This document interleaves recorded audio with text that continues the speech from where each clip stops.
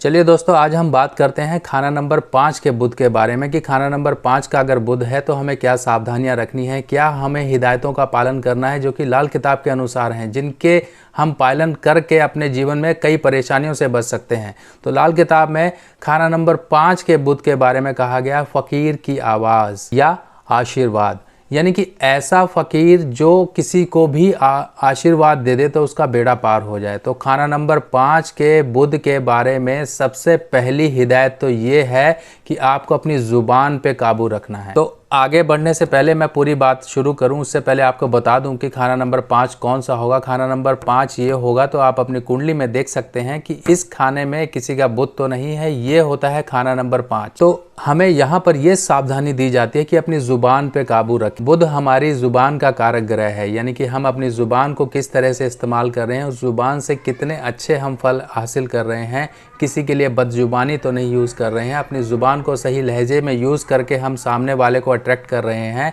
वो है बुध, एक अच्छा बुध।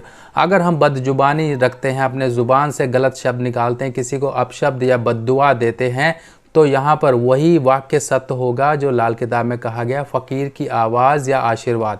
यानी कि वो फ़कीर जो लोगों को आशीर्वाद देता फिरता है, लोगों का भला करता है, वो फ़कीर पलट कर अब बदजुबानी पर आ गया है। तो यानी कि आपकी ज़ुबान से निकला हुआ एक एक शब्द अगर किसी के लिए आपने बोला है तो वो सच साबित होता है। तभी कहा गया खाना नंबर 5 वाले के बुध से बच के रहें, कि उसकी बदजुबानी से बच के रहें, वो आपके लिए कभी भी शराप या गलत शब्द ना बोले।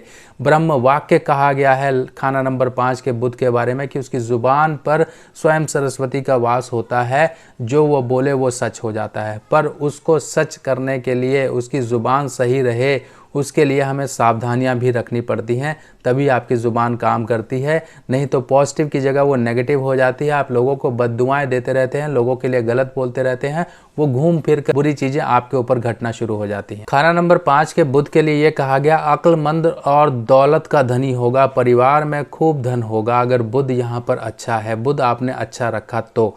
अगर बुध मंदा है तो यहाँ पर ये सबसे पहले चोट जो पहुँचाता है इंसान की अक्ल पर पहुँचाता है, इंसान की ज़ुबान पर पहुँचाता है और पिता पर मंदे असर डालना शुरू कर देता है, आर्थिक और फाइनेंशियल यहाँ पे प्रॉब्लम देना शुरू कर देता है। बुध ऐसे खाने में बैठा हुआ है जहाँ पर सूर्य का भी प्रभाव आता है, जो कि शुक्र को मदद नहीं पहुँचा पाता है।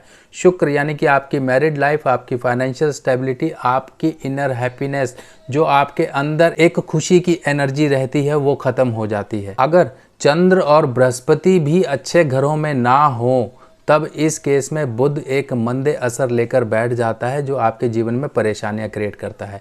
अब यहाँ पर कुछ डूज एंड डोंट्स है, वो पालन आपने जरूर करने हैं, उनको जरा समझिए क्या डूज एंड डोंट्स हैं। देखिए, गौमुखी और शेरमुखी घर को यहाँ पर रहने के लिए कुछ बातें कही गई हैं। गौमुखी घर यानी कि ऐसा घर जो आगे से सकरा हो और पीछे जाके खुलता जाता हो, तो वो गौमुखी कहलाता है। अब अगर आपने रिहाइश रखनी है, अपना घर बना के रखना है, यानी कि आपने कोई व्यापार नहीं करना है, तो गौमुखी घर ऐसा घर होगा जिसमें पूरा परिवार फलता फूलता होगा, पैसों की दिक्कतें नहीं होंगी, क्योंकि यहाँ पे शुक्र का प्रभाव बुध को मिलेगा। अगर शेरमुखी यानी कि मंगल का प्रभाव शेरमुखी घर में ऐसा व्यक्ति रहेगा, तब उसके लिए परेशानियां होंगी। हाँ, शेरमुखी घर या फिर ऐसी कोई जगह हो जहां पर आप अपना व्यवसाय चला सके, तो आपके लिए बहुत ही फलेगा फूलेगा। तो तीसरी हिदायत यह है कि आपको अपनी ज़ुबान पर काबू रखना है, गलत वाक्य मत बोलिए, ये आपके लिए परेशानियां खड़ी करेगा। और पिता के साथ संबंध अच्छे बना के रखें, तब यहाँ पर आपका बुध भी सही रहेगा, क्योंकि सूर्य का मित्र ही बुध है। यहाँ पर बुध और सूर्य अगर शक्ति अच्छी पाके रखेंगे, एक दूसरे की मदद, एक दूसरे के साथ संबंध अच्छे बना के रखेंगे, तो यहाँ पर आपका बुध भी अच्छा रहेगा, जो कि पिता और सूर्य या फिर आपका सरकारी कामकाज, इनके साथ कहीं बड़े अधिकारियों के साथ आप गलत संबंध यानी कि उनके साथ मत बिगाड़ें, तो आपका बुध यहाँ अच्छा रहेगा। चलिए अब उपायों की बात कर लेते हैं। उपाय हम क्या कर सकते हैं। देखिए, यहाँ पर बैठे खाना नंबर 5 के बुध के लिए सबसे पहला उपाय तो ये बन जाता है कि आप अपने गले में तांबे का छेद वाला पैसा पहने।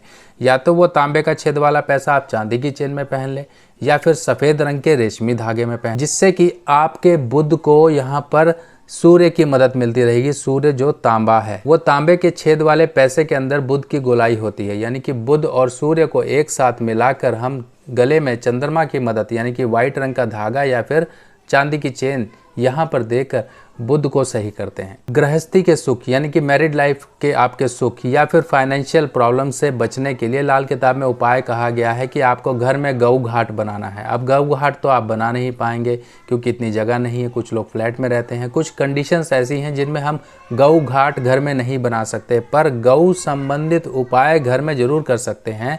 वो उपाय है चांदी की गाय का। ये चांदी की गाय मेरे हाथ में आप देख रहे हैं, इस तरह से गाय आपने घर में रखनी है और ऐसी 5 गाय आपने घर में रखनी है जो कि बछड़े वाली गाय हैं।